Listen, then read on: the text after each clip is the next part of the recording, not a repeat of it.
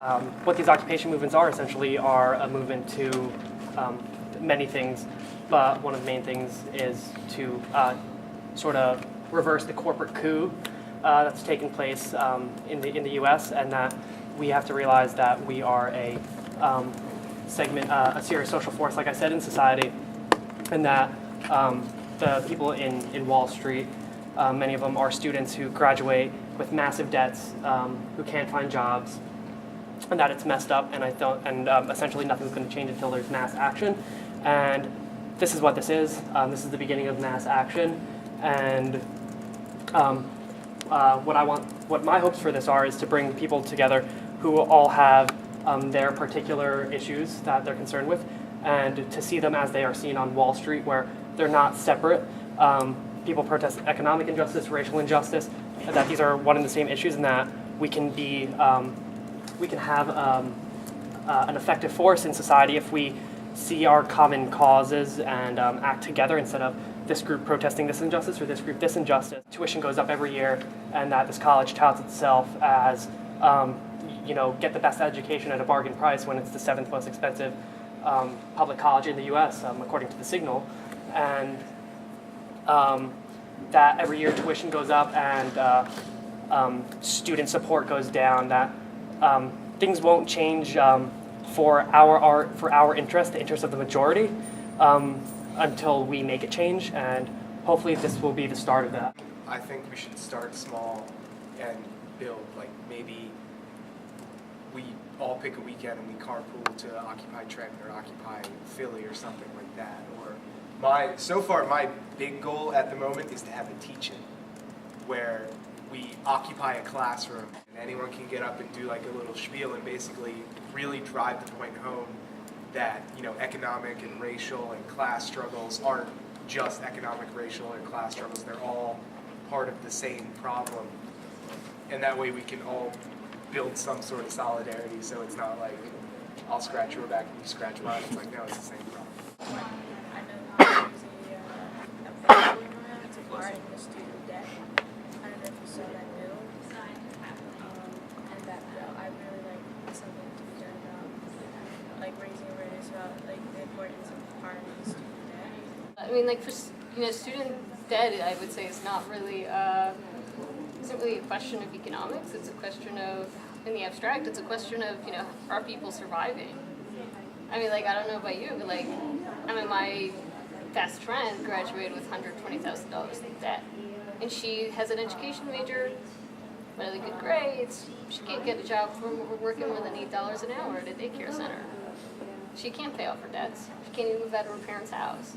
Like that's what people in New York and around the country are fighting against, and that they're saying like this is totally fucked up. That the banks were bailed out $17 trillion of taxpayers' money, and now they're going to say that we have to pay for it in austerity measures and budget cutting measures to pay for their manufactured crisis, and that this is a question of like what are the things that are actually affecting people's lives.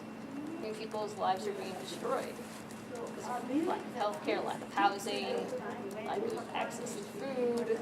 I mean, at first, like the whole concern with ostracizing people is going to be at the forefront, but once we start really focusing, or not focusing, but just throwing out there and trying to get people aware of what's actually going on, I think that those ideas that people don't necessarily agree with are going to kind of be used as modifying their own demands and desires, and once they realize that there are a lot more demands that they do agree with than those that they don't agree with, they're still going to want to get involved, and they're still going to feel like they have a voice. And if those desires that they don't agree with, either they modify or their own desires, or they just don't agree with them, I think that it's just the circulation of ideas that we should be really concerned with, and getting people to speak up. Right now we should be focusing on building this and educating people and ourselves, because I mean I don't know everything, but I think that should be our focus. I would probably still push against the try to build a foundation of certain pinnacles of what to educate, and sort of looking at it again as you have a lot of people coming either because they are angry about something for whatever personal reasons, or because they're educated and they're angry about like certain things that they know, sort of maybe not that don't directly affect them, but sort of for some sort of whatever theoretical reason that sort of irritates them. I think the model for education within that environment isn't so much coming up with a lesson plan as much as getting those people together, like with all their different views, and just having them start discussing things. Would we want to start up our own publication on campus? Because at one point there was a short-lived period during which the Perspective was published, which is like a lefty political magazine that came out once a month, and it had like different ideas on things going on campus and like opinions of what's going on in the world. And something like that, like how many people read the Signal every week? Probably like 1,500 or 2,000 or something. Or at least pick up how many kids are on our campus? 6,000 plus you figure 1,000 people working here. It's probably at least 1,500 people pick up the Signal. I mean, and you'd be hard pressed to find 1,500 students here who even know what Occupy Wall Street is. So I feel like something like that would get our name out there right away, and it gives us all a chance to whatever your grievance or issue is or idea to voice it. I feel like on the forefront of this should be getting these issues public, getting like people talking, getting people to come to, getting people talking, getting people like Democrat interacting with each other. So I think what's important is that we reach out to particular groups and almost get them to have like a representative to come to these meetings weekly, if not just for the sole purpose of informing other groups what's going on.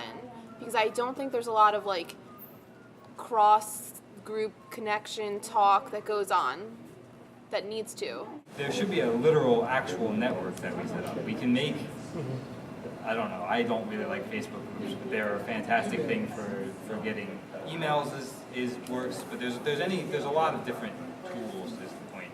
And it makes it a whole lot easier. Even with a publication, you can put like, a calendar of events or something in there.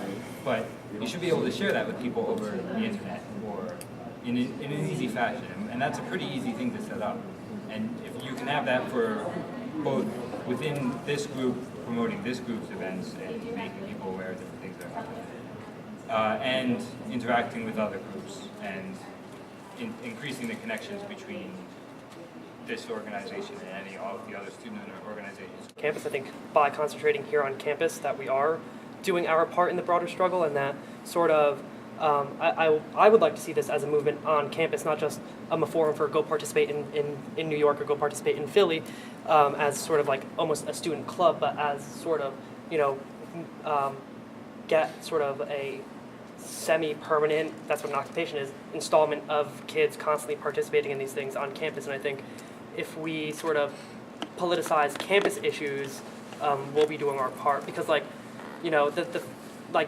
protesting student debt up there. We can do that down here, and by concentrating here also, I think that we'll draw in more TCNJ students. That if we sort of just see ourselves as going to New York every other so often, that kids will be like, oh, those are they won't see it as an issue that's taking place here on this campus, and that's what I would like to see.